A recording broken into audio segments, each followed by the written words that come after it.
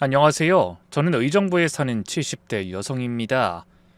5년 전에 평생 사이좋게 살아온 남편과 사별했죠. 갑자기 혼자가 되어 외로운 마음을 드라마 보는 재미로 극복했어요. 그런데 얼마 전에 제가 정말 드라마 같은 일이 벌어졌습니다. 이런 황당한 경험을 혼자만 간직하기엔 아까워서 용기를 내어 사연을 써봅니다. 그럼 지금부터 가족의 소중함을 다시 한번 깨닫게 해준 잊지 못할 그날의 이야기 시작해 보겠습니다. 저는 서울 변두리 작은 아파트에서 혼자 살고 있었어요. 아들이 결혼할 때 신혼집 마련하느라 온 가족이 살던 아파트를 팔고 남편과 둘이 작은 집으로 이사해 살게 됐죠.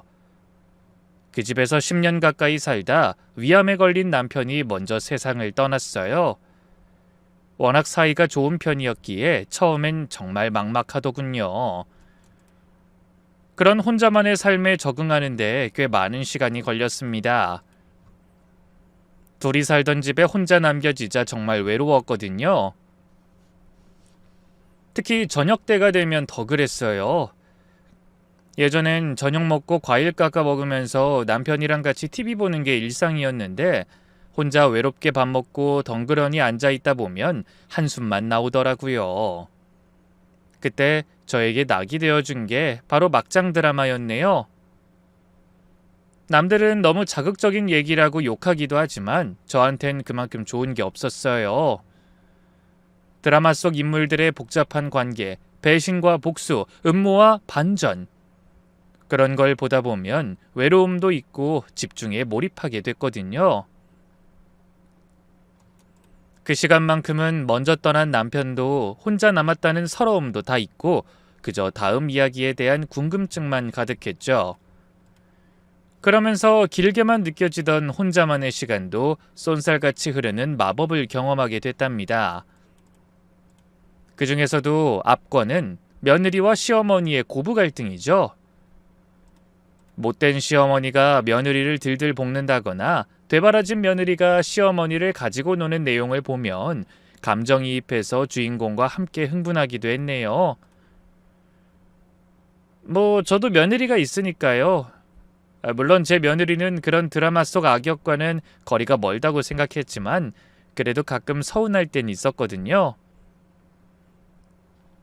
명절 때도 잠깐 들렀다 가고 평소에도 안부 전화 한 통 없고 요즘 며느리들이 다 그렇다곤 하지만 서운한 건 어쩔 수 없었죠. 혼자 사는 시어머니에게 조금 더 신경 써주면 좋겠다고 생각하는 마음이 아주 없진 않았거든요. 그맘때 제가 자주 보던 드라마가 특히 자극적이었어요.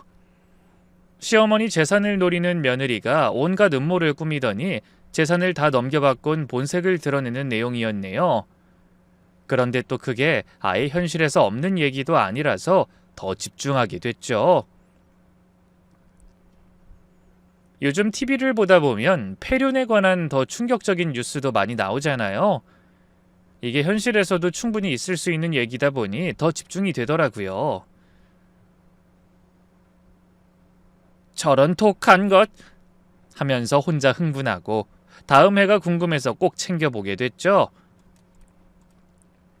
솔직히 그런 드라마를 보면서 제 며느리를 떠올리기도 했어요. 가끔 차가운 눈빛이나 무뚝뚝한 말투가 신경 쓰일 때면 혹시 쟤도 드라마에 나오는 여자들처럼 날 귀찮아하는 건 아닐까? 하는 생각도 들었죠. 그날도 저는 여느 때처럼 저녁에 하는 일일 드라마를 보고 있었습니다. 며느리가 시어머니 밥에 수면제를 몰래 타는 장면이 나오더군요. 차라리 편하게 보내드리는 게 나을 거야. 이렇게 고생하시는 것보다. 이라는 며느리의 독백이 흘러나왔죠. 소름이 돋았어요. 그런 비슷한 일이 현실에서도 있었다는 뉴스를 본 다음이라 더 무서운 생각이 들더라고요. 아이고 저런 나쁜 년. 시부모가 뭘 잘못했다고. 혼자 TV에 대고 욕을 하고 있는데 갑자기 초인종이 울렸어요. 늦은 시간에 올 사람이 없어 고개를 갸웃거리며 인터폰을 봤더니 아들이었습니다. 깜짝 놀랐죠. 평소에 연락도 잘 안 하는 아들이 무슨 기념일이나 명절도 아닌데 갑자기 찾아왔으니까요. 엄마 저예요. 근데 목소리가 뭔가 이상했어요. 평소와 달리 기운이 없고 떨리는 것 같았죠. 문을 열어주니 아들이 들어왔는데 첫눈에 봐도 얼굴이 많이 수척해 보였어요. 눈은 충혈돼 있고 평소에 항상 깔끔하게 면도하고 다니던 얼굴이 듬성듬성 자란 수염으로 더 심란해 보였네요. 어머나 민수야, 네가 이 시간에 웬일이야? 얼굴은 왜 그렇게 엉망이고? 하지만 아들은 현관에서 신발을 벗으면서도 말이 없었어요. 입을 꾹 다물고 한숨만 쉬더라고요. 그러더니 거실로 들어와 소파에 앉아서도 한참을 고개 숙이고 말없이 가만히 있더군요. 그런데 무릎 위에 올려놓은 깍지 낀 두 손이 미세하게 떨리는 게 보였습니다. 갑자기 가슴이 철렁했어요. 혹시 마누라하고 무슨 일이 있었나? 아니면 손자한테 무슨 일 생겼나? 별의별 생각이 다 들더라고요. 예, 왔으면 무슨 일인지 어서 말해봐. 이 시간에 말도 없이 와서 왜 그러고 있어? 혹시 준호 어미한테 무슨 일 생겼어? 아니면 애한테? 아니요, 그런 거 아니에요. 다 잘 있어요. 일단 애들한테 아무 일도 없다는 말에 한시름 놨죠. 하지만 아들의 얼굴은 여전히 어두웠어요. 한 번도 그런 모습으로 혼자 찾아온 적이 없던 애라 무슨 사달이 나긴 났다고 생각했네요. 그럼 무슨 일이야? 회사에 무슨 일 있어? 엄마, 죄송해요. 갑자기 뭐가 죄송해? 무슨 일인데 그래? 어서 말해봐. 아들이 한참을 망설이다 입을 여는데 입술이 파르르 떨리는 게 보였어요. 저 사업이 망할 것 같아요. 뭐라고? 순간 귀를 의심했어요. 사업이 망해? 저는 뭐라고 말해야 할지 몰라 순간 멈칫한 채 움직이지 못했어요. 아들이 5년 전에 회사를 그만두고 사업을 시작했을 때 얼마나 자신만만했는지 저는 똑똑히 기억하고 있었습니다. 처음엔 잘 됐어요. 정말 잘 됐었는데 경기가 안 좋아지더니 상황이 갑자기 나빠졌어요. 제가 무리하게 사업을 확장한 게 화근이었나 봐요. 아들의 목소리가 떨렸습니다. 말하면서도 눈물을 참으려고 애쓰는 게 보였죠. 얼마나 손해를 본 거니? 제 목소리도 떨렸어요. 혹시 몇 천만 원 정도라면 제가 가진 적금으로라도 해결할 수 있을 거라는 기대를 걸고 있었거든요. 빚이 3억이 넘어요. 3억.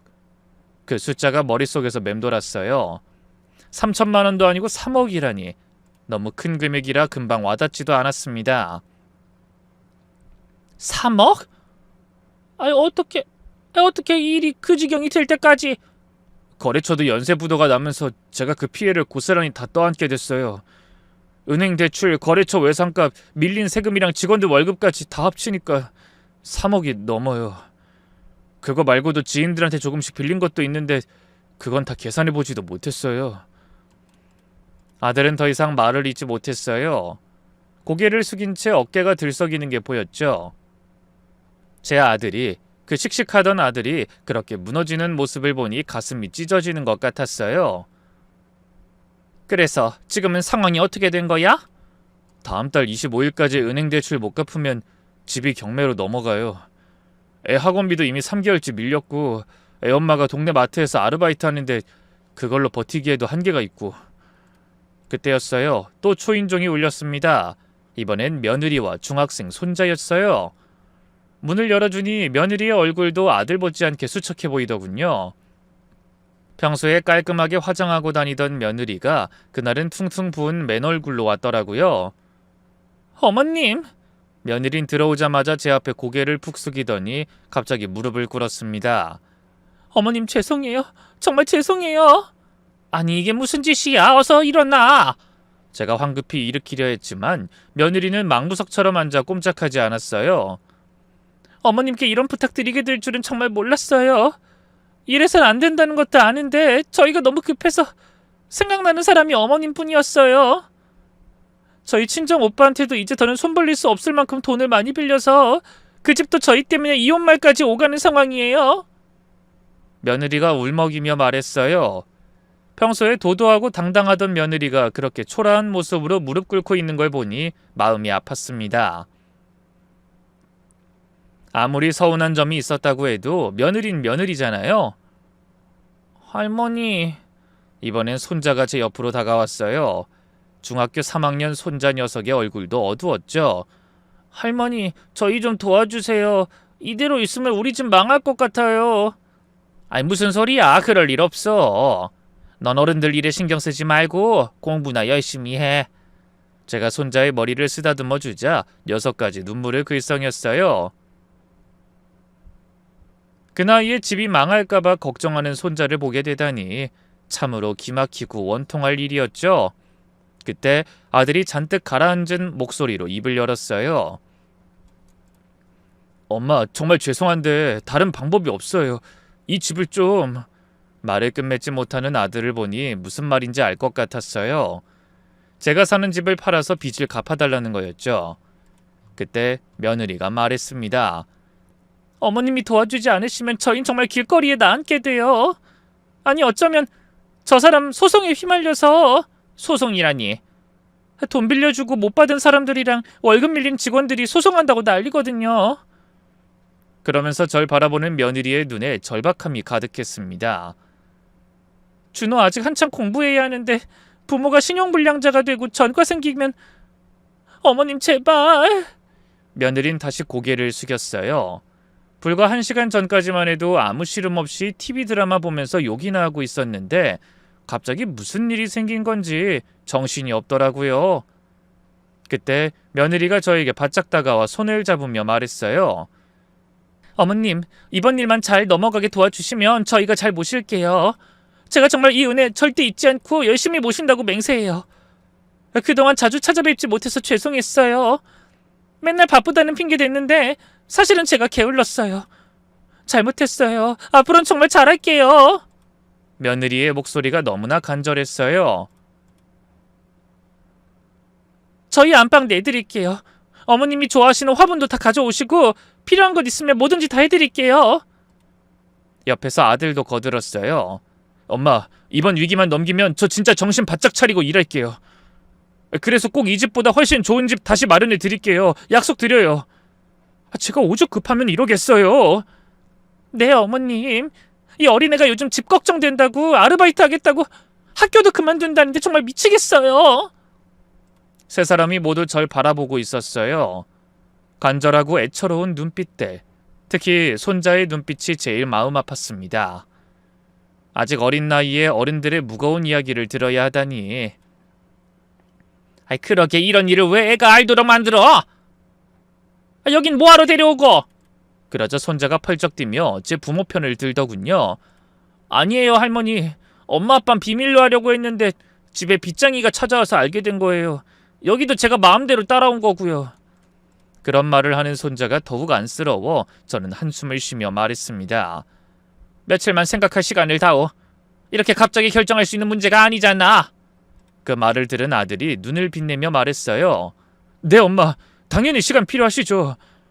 그럼 다음 달 25일이 저한테 주어진 마지막 시간이에요. 그 전에 결정을 해주셔야... 알았다. 이번 주까지만 고민해보마. 제 말을 들은 며느리가 일어서면서 다시 한번 고개를 숙였어요. 어머님 정말 죄송하고 면목 없어요. 평소에 잘하지도 못하고 이런 부탁만 드리게 됐네요. 잘 사는 모습 보여드렸어야 하는데. 그런 말 하지 말아라. 넌 무슨 죄냐? 누구나 어려울 때가 있는 법이야. 그래도 다들 이겨내고 옛날 얘기하면서 산다. 곧 그렇게 될 거야. 말은 그렇게 했지만 저도 속이 말이 아니었어요. 머릿속이 복잡하고 심란했죠. 저에게 남은 재산이라곤 약간의 저축과 그 집이 전부였어요. 남편이 눈을 감으며 혼자 남은 저한테 그 집이라도 남겨줄 수 있어서 다행이라고 얼마나 뿌듯해했는지 모릅니다. 그런데 그런 집을 팔아야 하다니. 하지만 하나뿐인 자식이 길바닥에 나앉고 콩밥을 먹을지도 모른다는데 어떻게 모른 척할 수가 있겠어요? 아들네 식구들이 돌아간 후 저는 거실에 앉아 한참을 멍하니 있었습니다. TV에서는 일일 드라마가 끝나고도 한참이 지나 다른 프로그램이 이어지고 있었죠. 그때 조금 전에 보던 드라마의 장면이 떠오르더군요. 재산을 아들 내외에게 다 주고 옷가방 하나 덜렁 안고 쫓겨나는 시어머니의 모습이 나오는 장면이 있었거든요. 불쌍한 노인네. 자식 믿고 다 줬다가 거지꼴 됐네. 아이 그러게 아무리 죽는 소리에도 꿈쩍하지 말았어야지 하면서 혀를 찼었는데 그게 남 얘기같이 느껴지지 않았어요. 혹시 나도 이 집 팔아다 주고 나면 길바닥에서 노숙이나 하게 되는 거 아니야? 하는 걱정이 앞서더라고요. 하지만 이내 고개를 가로저었죠. 아니야, 뭐 요즘 이상한 뉴스랑 드라마 너무 많이 봐서 그래. 우리 아들 며느리가 그 정도로 못돼 먹은 인간들은 아니지. 단지 표현이 서툴 뿐이야. 그렇게 자기 암시를 걸었지만 그래도 불안한 마음은 쉽게 가시지 않았어요. 그러다 퍼뜩 정신이 돌아와 혼잣말했죠. 아이고 내가 미쳤나? 자식이 죽게 생겼다는데 뭐 뉴스 타령이야. 내가 도와줄 수 있으면 다행인 거지. 그러면서도 그날 밤 제대로 잠을 이룰 수가 없었어요. 하나뿐인 집을 팔아 자식 도와주고 나면 내 노후는 어떻게 되는 걸까? 불안한 마음이 가시지 않더라고요. 하지만 결국 저는 다음날 아들에게 전화를 걸었습니다. 민수야, 엄마다. 집으로 좀 올 수 있겠니? 네, 제가 지금 바로 갈게요. 아들은 제가 집 문제를 결정했다는 걸 알고 떨리는 목소리로 답했어요. 그러더니 1시간도 안 돼서 도착했더군요. 가뜩이나 초췌한 얼굴이 하루 만에 더 수척해졌더라고요. 아마 저처럼 잠을 못 잔 모양이었어요. 엄마 결정했다. 너희 위해서 집 팔기로 했어. 엄마! 아들의 눈에 또 눈물이 그렁그렁 맺히는 게 보였어요. 아들이 힘들긴 힘든지 계속 눈물을 보이는 게 너무나 마음 아프더군요. 울지 마라. 너 가장이야. 근데 그렇게 눈물이 많아서 어떡해? 엄마가 도와줄 테니 이제부터 마음 단단히 먹고 가족 위해서 살아라. 제 말에 아들이 연신 머리를 조아리며 감사하다고 인사했죠. 다행히 집은 내놓자마자 빨리 팔렸어요. 이제 남은 건 제가 집을 떠나는 일이었죠. 이사 준비를 하면서 참 많은 생각이 들었습니다. 옷장을 정리하다가 남편이 입던 옷이 나왔는데 그걸 들고 한참을 울었어요. 옷뿐만이 아니었어요. 버리지 못하고 그대로 둔 남편의 물건들이 여기저기서 나오더라고요. 넥타이, 손목시계, 면도기 하나하나가 다 저에겐 소중한 남편과의 추억이었죠. 여보 미안해요. 나 이제 민수네로 가요. 당신이랑 여기서 마지막 시간을 같이 보내서 난 정말 이 집을 떠나기가 싫었는데 그래도 이사가는 날까지는 울지 않으려고 했어요. 아들네 식구들이 와서 도와주는데 제가 우는 모습을 보이면 더 미안해할 테니까요.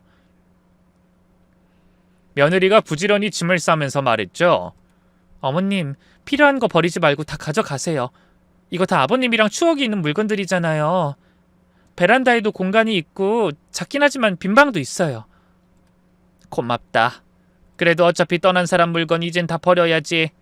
괜히 자리 차지하게 끌고 다닐 필요 있니? 아니에요. 저희 때문에 이사까지 가시는데 추억이 있는 물건까지 다 버리시면 너무 죄송하잖아요.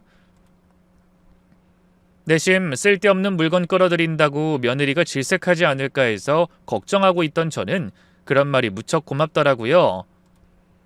그동안 차갑게만 느껴졌던 며느리가 그날은 다시 보였죠. 손주 녀석도 따라와서 열심히 짐 싸는 걸 도왔어요. 할머니, 이 화분들 다 가져가실 거죠? 제가 조심히 옮길게요.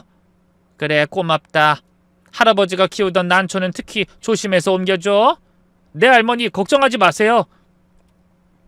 그렇게 온 가족들이 함께 도와주니 이사 준비가 한결 수월했어요. 그렇게 이삿짐이 다 정리되고 나서 마지막으로 빈집을 둘러봤습니다. 텅 빈 거실, 텅 빈 방. 집이 너무 썰렁해 보이더라고요. 그리고 돌아서는 발걸음은 왜 그렇게 무거운지 마치 남편을 그 집에 놔두고 저만 떠나는 것 같은 착각까지 들더군요. 고마웠어. 그동안 우리 가족을 품어줘서. 작게 인사를 하고 돌아서는데 눈물이 핑 돌았어요. 하지만 꾹 참았죠. 그러면서 새로운 시작이라고 생각하자며 저 스스로를 다독였습니다. 잠시 후 아들네 집에 도착했을 때 며느리가 밝게 웃으며 말했어요. 어머님 안방 싹 비워뒀어요. 화장대랑 옷장도 비워놨으니까 어머님 혼자 쓰시기엔 좁진 않을 거예요. 한번 오셔서 보세요. 아니 그럴 필요 없다는데 왜 안방을 비웠어? 나 작은 방으로도 충분하다. 아니에요. 어떻게 어머님을 작은 방에 계시게 하고 제가 발 뻗고 안방을 차지하고 살겠어요. 어서 짐부터 정리해요, 우리. 며느리는 정말 안방을 깔끔하게 정리해뒀더라고요. 창문으로 햇빛이 잘 들어왔고 벽지도 깨끗했죠. 침대는 새로 샀어요. 어머님 허리 안 좋으시다고 해서 좋은 매트리스로 골랐어요. 그리고 이불도 신경 써서 고르긴 했는데 지난번에 보니까 이불이 많이 낡은 것 같아서요. 며느리가 이것저것 설명하는 모습이 정말 정성스러워 보였어요. 안방에 베란다도 딸려 있어서 어머님 화초 키우시기 좋을 거예요. 저기 선반도 미리 만들어뒀어요. 아이고 고맙다. 뭘 이렇게까지 신경 썼어. 뭘요? 당연한 거죠. 앞으로 제가 정말 잘 모실게요. 너무 죄송하고 감사해요. 그때 손자가 들어왔어요. 할머니, 제가 바로 옆방이에요. 뭐 필요하신 거 있으면 언제든지 부르세요. 그래, 고맙다. 짐을 정리하는 동안 며느리가 옆에 앉아 계속 도와줬어요. 옷은 어디에 걸고 이불은 어디에 놓고 하나하나 세심하게 챙겨줬죠. 어머님, 이 사진들은 여기 화장대에 놓을까요? 남편 사진과 가족 사진을 보며 며느리가 물었어요.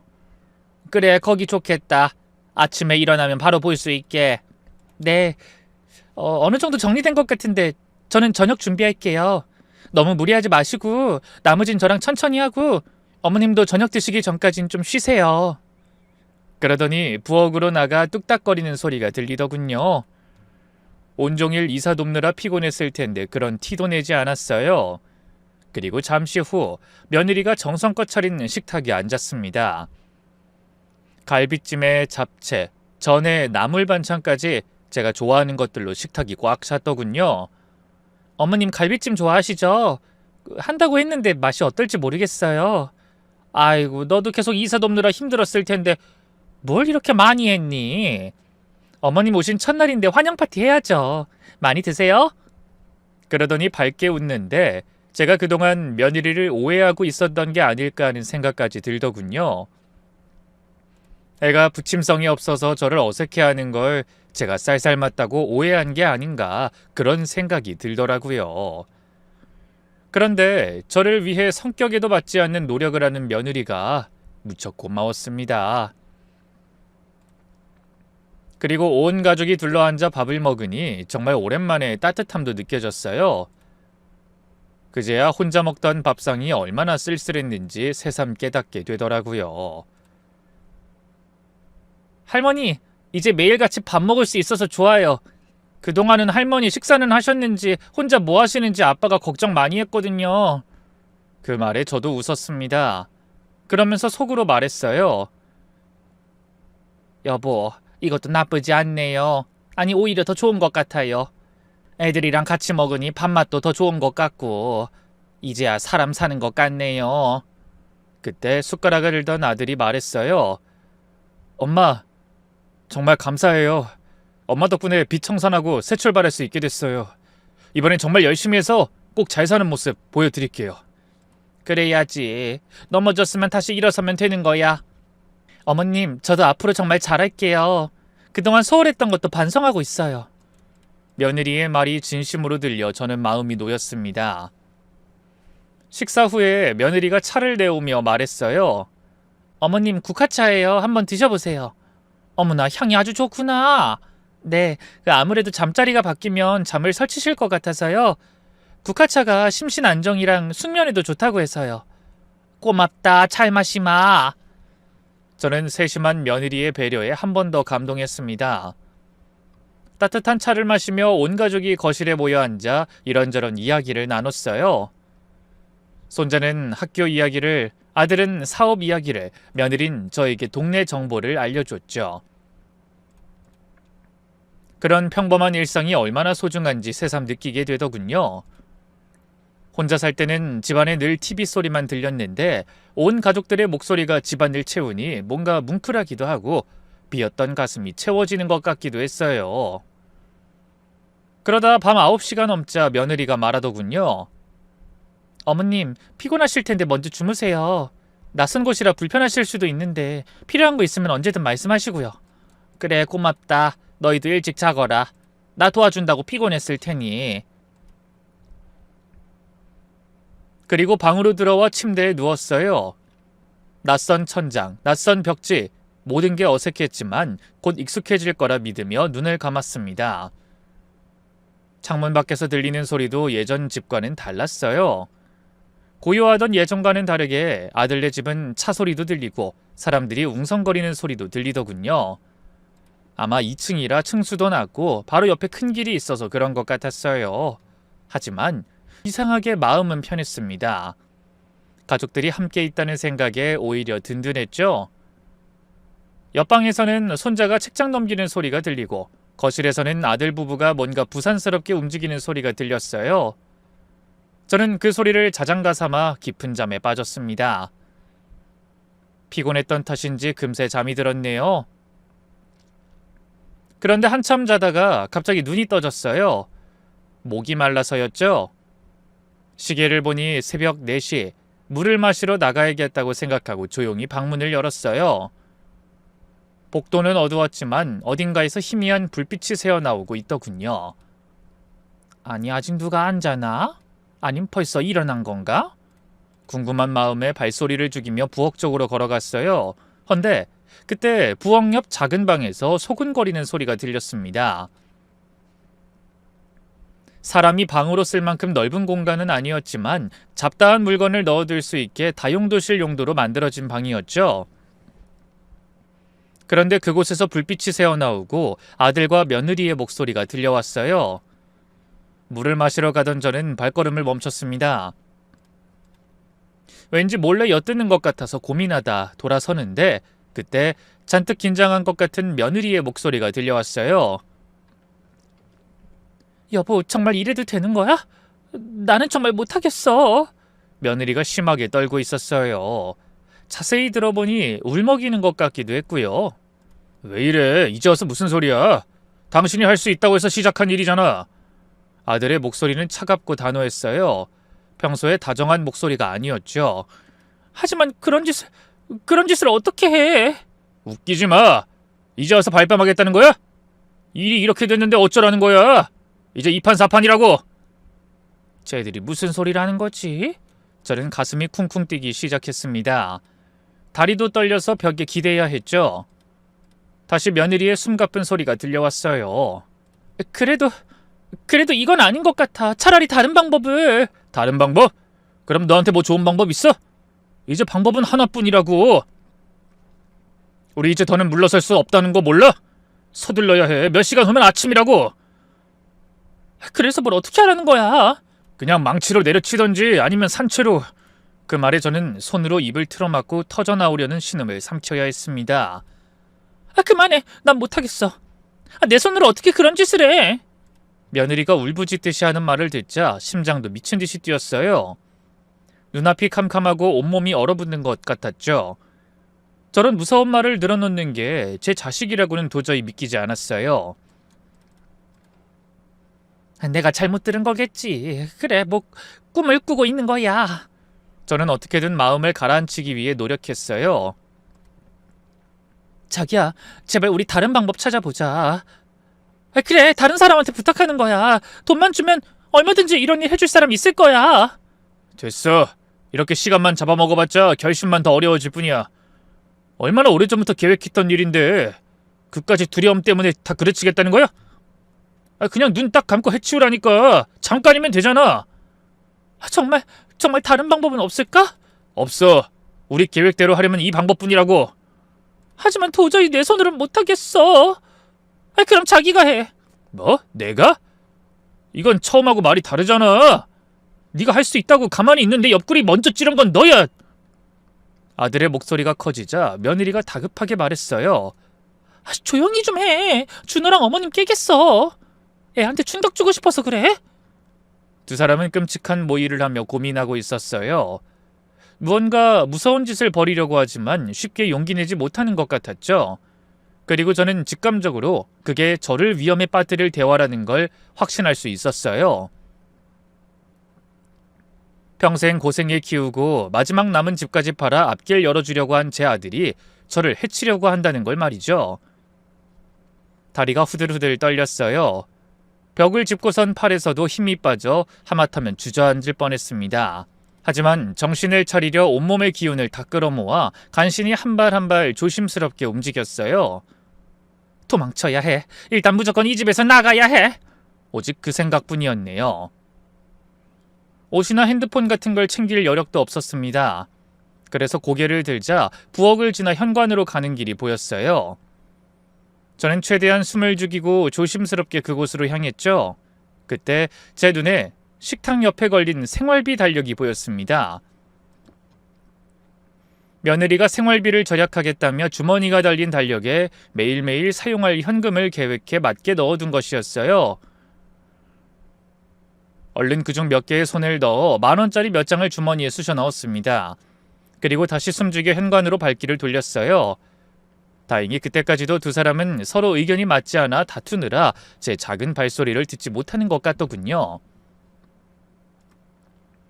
그래서 그 틈을 놓치지 않고 최대한 조심스럽게 현관문을 열었어요.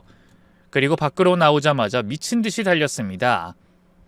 다행히 아들네 집이 2층이라 엘리베이터를 기다릴 필요가 없더라고요. 그렇게 도망치면서도 저는 계속 뒤를 돌아봤지만 아무도 따라오지 않았네요.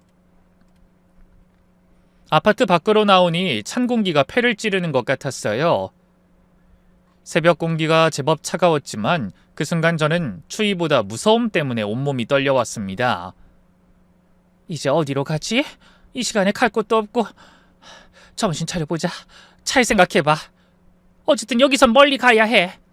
그래서 일단 큰 길로 나섰더니 멀리서 택시가 한 대 지나가는 게 보였어요. 저는 반사적으로 손을 들어 멈춰선 택시에 올라탔습니다. 어디로 모실까요? 기사가 물었지만 선뜻 대답이 나오지 않았어요. 저기 일단 시내 쪽으로 가주세요. 네? 네, 알겠습니다. 택시 안에서도 저는 계속 뒤를 돌아봤어요. 혹시 누가 따라오는 건 아닐까 하고요. 그러는 동안에도 손이 부들부들 떨리고 진정이 되지 않았죠. 믿을 수가 없어. 정말 도저히 믿을 수가 없어. 조금 전의 상황을 떠올리자 눈물이 났습니다. 평생을 바쳐 키운 아들이 어떻게 나한테 그럴 수가 있지? 집까지 팔아 살려줬는데 그걸로도 부족했단 건가? 그렇다고 나를 죽여서 뭐가 달라져? 아니지. 적금과 보험이 있잖아. 내 종신보험에서 사망보험금도 나오고 예적금도 꽤 되니까. 거기까지 생각하다 또 눈물이 터졌습니다. 눈 딱 감고 해치우라며 며느리를 재촉하던 아들의 목소리가 계속 귓가에 맴돌았죠. 저기 어르신, 어디서 내려드릴까요? 기사가 또 목적지가 어딘지를 묻더군요. 그때 갑자기 고향 친구가 생각났어요. 3년 전에 저처럼 남편과 사별하고 혼자 살고 있는 친구였죠. 그 친구라면 절 기꺼이 받아줄 것 같더라고요. 그래서 기사를 향해 친구네 아파트 이름을 말했습니다. 잠시 후 아파트 입구에 도착했을 때는 5시가 좀 넘어 있었어요. 너무 이른 시간이라 미안했지만 갈 곳이 없으니 어쩔 수 없어 조심스럽게 초인종을 누르고 기다렸습니다. 몇 초 후에 친구의 목소리가 들렸죠. 누구세요? 나야, 정숙이. 정숙이?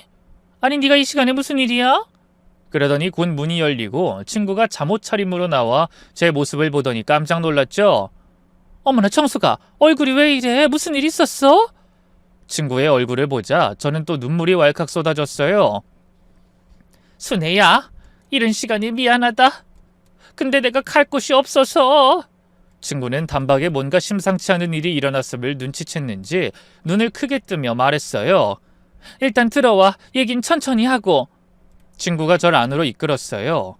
온기가 느껴지는 거실에 앉으니 좀 살 것 같더군요. 차 좀 줄까? 도대체 무슨 일이야? 미안하다. 너 자고 있는 거 깨운 거니? 잠은 무슨, 늙어서 그런지 더 자고 싶어도 4시면 말똥말똥해. 그러면서 따뜻한 차를 건네줬어요. 저는 떨리는 목소리로 이야기를 시작했죠. 아들네 식구들이 찾아와서 도움을 청한 일, 집을 팔고 이사한 일, 그리고 새벽에 들은 무서운 대화까지. 친구는 얘기를 듣는 내내 입을 다물지 못하더니 사색이 되어 물었습니다. 뭐? 그게 정말이야? 민수가 정말 그런 말을 했단 말이야? 그래, 내가 분명히 들었어. 못하겠다는 자기 마누라를 계속 설득하더라고. 세상에, 이게 무슨 일이야? 어떻게 민수가 그럴 수가 있어? 네가 걔를 어떻게 키웠는데? 그러게 말이야. 어렵게 얻은 외아들이라고 남편이랑 내가 얼마나... 제가 말을 다 잊지 못하고 울먹거리자 친구가 손을 꼭 잡으며 말했어요. 당분간 아무 걱정하지 말고 여기서 지내. 민수가 설마 우리 집까지 알아내서 쫓아오기야 하겠니? 그리고 경찰엔 신고해야 하는 거 아니야? 뭐? 경찰에 내 아들을 신고하라고? 아무리 아들이라도 네 목숨이 위험하잖아. 친구의 말이 맞았어요. 하지만 선뜻 결심이 서지 않았죠. 아무리 그래도 제 아들을 제 손으로 감옥에 보내는 일은 쉬운 일이 아니었어요. 친구는 말없이 한숨만 쉬는 저를 보며 자신도 따라 숨을 내쉬더니 조심스럽게 말했죠. 그래, 자식이 무슨 짓을 하든 내 손으로 벌 주긴 쉬운 게 아니지. 그 일은 좀 천천히 생각하자. 일단 방에 들어가서 좀 누워. 너 많이 피곤해 보여. 아닌 게 아니라 전 너무 피곤했어요. 정신적으로도 육체적으로도 한계였죠. 그래서 방에 들어가 잠시라도 눈을 붙이려는데 도저히 잠들 수가 없었어요. 눈을 감으면 아들의 차가운 목소리와 며느리의 떨리는 숨소리가 들리는 것 같아 치가 떨렸네요. 눈 딱 감고 해치우라고. 잠깐이면 되잖아. 그 말만 머릿속에 계속 맴돌았어요. 아들이 고작 돈 때문에 절 해치려 했다니 믿을 수가 없었네요. 그래서 다음 날까지 계속 친구네에 숨어 눈물만 흘리고 있었습니다. 친구가 밥을 챙겨주고 이런저런 말로 위로해줬지만 마음은 여전히 불안하고 그간 살아온 제 인생이 허무하게 느껴졌어요. 다 늙어 집도 날리고 아들 내외에게 쫓기며 친구에게 얹혀 지내다니 기가 막혔죠. 친구는 그런 저를 향해 조심스럽게 운을 뗐어요. 정수가, 계속 이렇게 숨어만 있을 순 없잖아. 뭔가 대책을 세워야지. 그 말이 맞았지만 뭘 어떻게 해야 할지 막막했어요. 경찰에 신고할 용기도 없고 용기 내어 신고한다 한들 증거도 없었죠. 그러다 저녁 때 외출했다 돌아온 친구가 심각한 표정으로 말했습니다. 정수가, 너희 아들이 경찰에 실종 신고했대. 뭐? 아까 마트에 갔는데 네 핸드폰 번호로 전화가 온 거야. 네가 놓고 온 핸드폰으로 민수가 친구들한테 다 전화를 걸어본 모양이더라. 그러더니 나한테도 엄마가 갑자기 실종됐다면서 울고불고 난리도 아니었어. 누가 보면 정말 효심이 지극한 아들인 줄 알겠더라니까. 그래서 넌 뭐라고 했어? 당연히 절대 모른다고 시침이 뗐지. 그랬더니 아무래도 네가 치매인 것 같다고 경찰에 실종 신고했다고 하더라. 온 식구가 잠도 못 자고 이틀 내내 찾아다녔다고. 방법이 그것뿐인 것 같다면서. 뭐야? 아니 이제 하다 멀쩡한 날 치매 환자로 만들었다는 거야? 저는 분노가 치밀어 올랐어요. 죽이려고 한 것도 모자라서 이젠 저를 치매 환자로 만들어버리다니. 이제 어쩔 수 없어. 경찰에 가서 사실대로 말해야 할 것 같아. 친구의 말에 저는 입술을 깨물며 고민했습니다. 정수가, 이대로 있다간 정말 민수 말대로 치매 환자 취급받을 거야. 어서 가서 네가 멀쩡하다는 걸 보여줘야지. 친구 말이 맞았어요. 제가 무슨 범죄자도 아니고 더 이상 숨어 있을 수는 없었죠. 다음 날 아침, 결국 저는 굳은 결심을 하고 친구와 함께 경찰서로 향했어요. 혹시 모르니까 내가 같이 가줄게. 증인이 필요할 수도 있고. 순애야, 정말 고마워. 저는 친구의 손을 꼭 잡았어요. 새삼 그런 친구의 존재가 너무 고맙더라고요. 잠시 후 경찰서에 도착해 자초지종을 설명하자 경찰이 눈을 동그랗게 뜨더니 물었습니다. 아니 그러니까 친구네 집에 가 계신 걸 아드님이 오해하고 치매에 걸려 집을 나간 걸로 실종 신고를 하셨다는 말씀입니까? 네, 그렇습니다. 제가 급하게 나오느라 핸드폰을 놓고 왔거든요. 아니 그럼 전화라도 하시지 왜... 그때 친구가 나서서 대신 말했어요. 그건 그 인간들 불러서 조사해 주세요. 그럴 만한 이유가 있었습니다. 네? 아니 뭐 어쨌든 알겠습니다. 실종 신고되어 있는 거 확인했으니까 지금 바로 보호자한테 연락드리겠습니다. 경찰의 말에 저는 코웃음이 나왔습니다. 보호자라니. 절 죽이려 하며 위험에 몰아넣은 아들이 제 보호자라는 사실에 어이가 없었죠. 저는 떨리는 마음으로 아들 내외가 도착하기를 기다렸습니다. 친구는 제 곁을 지키며 손을 꼭 잡아줬죠. 이제 아들 부부가 도착하면 경찰 앞에서 그간의 일을 모조리 털어놓으며 아들 내외의 음모를 낱낱이 밝힐 생각이었어요. 그 생각만으로도 얼굴에 핏기가 가시는 기분이었네요. 그런데 그때 경찰서 문이 열리며 귀에 익은 목소리가 들려왔습니다. 엄마! 안으로 들어서던 아들이 절 보자 재빨리 달려왔어요. 엄마 그동안 어디 계셨어요? 얼마나 걱정했는지 알아요? 갑자기 그 새벽에 밖에는 왜 나가신 거예요? 그 순간 제 안에서 참았던 분노가 한꺼번에 터져나왔습니다. 저리 가! 나한테 손대지 마! 제가 소리를 지르자 아들이 놀란 표정으로 물러섰어요. 엄마 왜 이러세요? 왜 이러냐고? 네가 무슨 짓을 하려고 했는지 내가 다 알아버렸어! 그러자 아들은 영문을 모르겠다는 표정으로 되물었어요. 무슨 말씀이세요? 뭘 알았다고 이러세요? 그때 뜻밖의 목소리가 들려왔습니다. 할머니 어디 가셨던 거예요? 저 학교도 못 가고 할머니 찾으러 다녔어요. 혹시나 어디서 잘못되셨을까봐 얼마나 무서웠는지 아세요?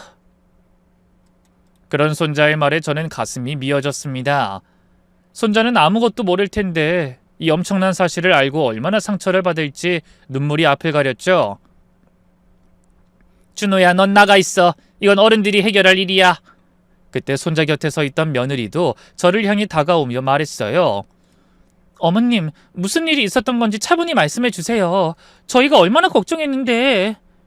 며느리가 눈물을 글썽이며 말했어요. 마치 저를 정말 걱정한 사람처럼 보이더군요. 정말 신기할 정도의 연기력이었죠. 연기는 그만둬! 너희가 날 해치려고 했잖아! 제가 큰 소리로 외치자 경찰서 안의 모든 사람들의 시선이 일자히 저희에게 쏠렸어요. 어르신, 그게 무슨 말씀이세요? 해치려 하다뇨? 경찰관님, 저 좀 도와주세요. 제 아들과 며느리가 절 죽이려고 했어요.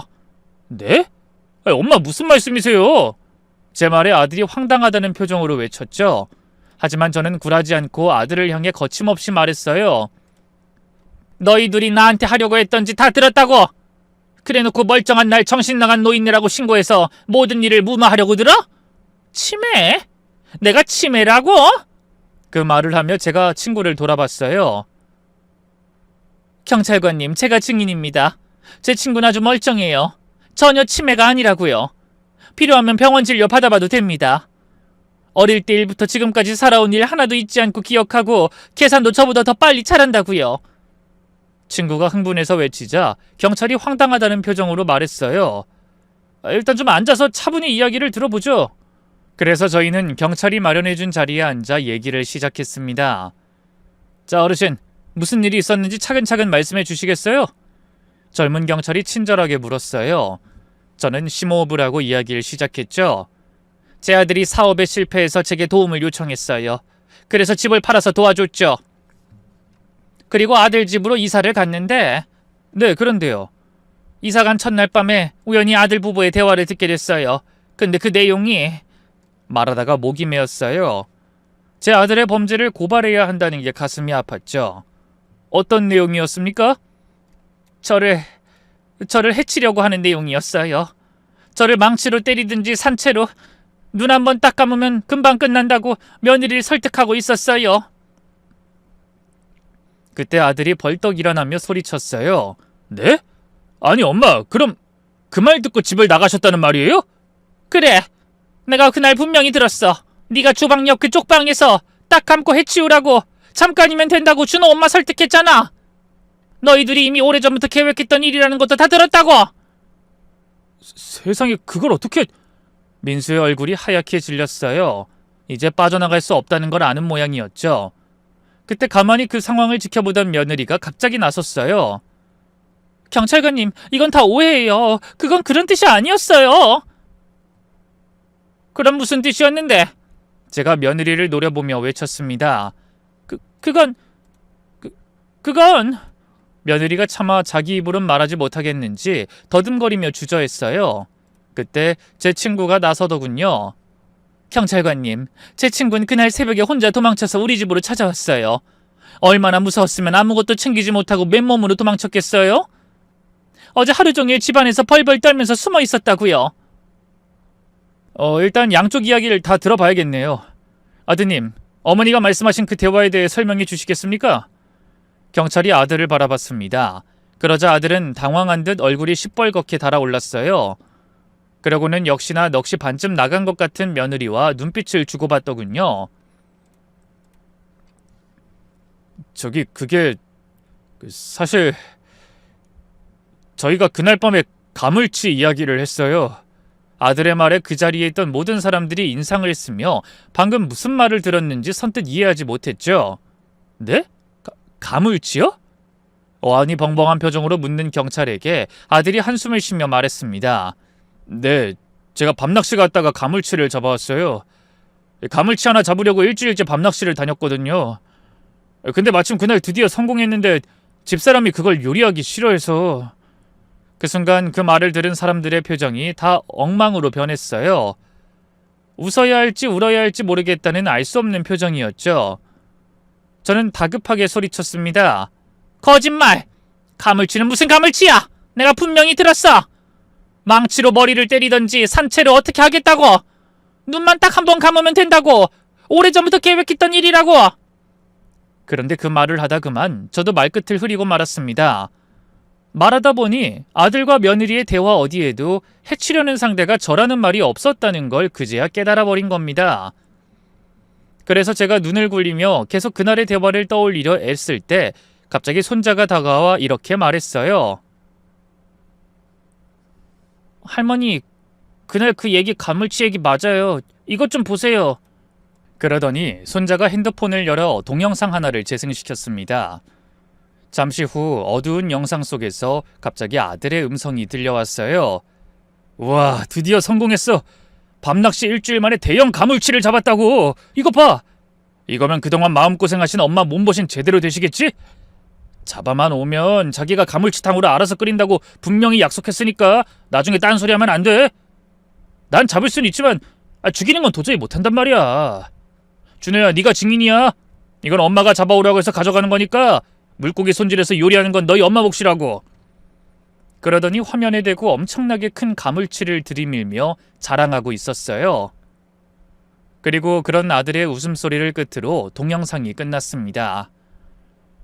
손자는 영상을 받은 날짜를 경찰에게 보여주며 말했죠. 경찰 아저씨, 여기 날짜 보세요. 할머니가 놀라서 나가시던 그날이에요. 아빠가 우리 식구 때문에 할머니가 집 팔고 고생하시는 게 마음 아프다고 속상해했거든요. 그랬더니 엄마가 아침 건강 프로그램에서 가물치가 좋다는 말 들었다면서 낚시 좋아하는 아빠한테 가물치 잡아오라고 했어요. 사실 아빠는 평소에 마음이 약해서 물고기를 낚기만 하지 죽이진 못하고 다 놔주거든요. 근데 엄마가 장담했어요. 잡아만 오면 할머니한테 가물치탕 제대로 끓여드린다고. 손자의 말에 경찰서가 찬물을 끼얹은 듯 고요해졌습니다. 그리고 저도 말문이 막혀 아무 말도 하지 못하고 눈만 껌뻑이고 있었죠. 그때 제 친구가 갑자기 엄청나게 큰 소리로 웃기 시작했습니다. 아이고 정수가, 내가 못 살아. 어쩐지 이상하다고 했다. 민수같이 개미 한 마리도 못 죽였어. 맨날 맞고 다니던 애가 무슨...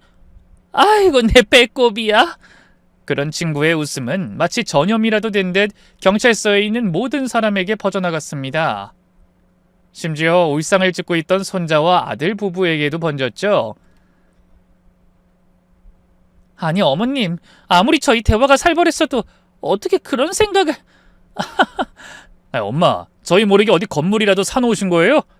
하나뿐인 엄마 집을 제 손으로 팔게 했는데 제가 엄마한테 뭘 더 바란다고... 나 참... 순간 저는 얼굴이 불타오르는 것 같아 쥐구멍이라도 숨고 싶었어요. 아니 차라리 연기가 되어 그 자리에서 사라지고 싶더군요. 지난 이틀간 전 도대체 뭘 하고 다닌 건지 저조차도 제가 이해되지 않아 한참을 멍하니 있다가 겨우 한마디 했습니다. 미안하다. 내가 막장 드라마랑 사건 사고 뉴스를 너무 많이 봐서. 그러자 제복 입은 경찰관들도 배를 부여잡고 아예 뒤로 넘어갈 듯 웃어 제꼈어요. 그날 조용한 동네 경찰서는 마치 전염병이라도 걸린 듯 미친 듯이 웃어대는 사람들의 웃음과 신음으로 한참 동안 시끄러웠습니다. 얼마 후 경찰서를 빠져나오며 며느리가 말했어요. 어머니 정말 죄송해요. 저희가 가물치 때문에 한 대화가 그렇게 무서우셨을 줄은... 얼마나 놀라셨으면 핸드폰이고 지갑이고 다 놓고 그렇게 나가셨겠어요. 이럴 줄 알았으면 비밀로 하자고 하지 않는 건데. 준호 아범이 말씀드리자고 해도 제가 깜짝 선물로 해드리자고 말렸거든요. 근데 막상 살아서 펄떡펄떡 움직이는 가물치 보니까 도저히 잡을 수가 없더라고요. 아니다, 내가 주책이지. 아휴, 그놈의 망할 드라마 때문에 하필 요즘에 보던 게 며느리가 시어머니를 독살하는 거라. 아이, 근데 그 가물치는 어떻게 했니? 잡았니? 아니요, 도저히 못하겠어서 그냥 영양원에 갖다 주고 집으로 내려달라고 했어요. 대신 제가 맛있는 삼계탕 해드릴게요. 가물치는 못 잡아도 생닭은 잘 만지거든요. 그러면서 웃는 며느리를 보고 저도 그만 웃어버렸습니다. 그 뒤를 따라오던 아들과 손자, 그리고 제 친구도 지칠 줄 모르고 계속 웃더군요.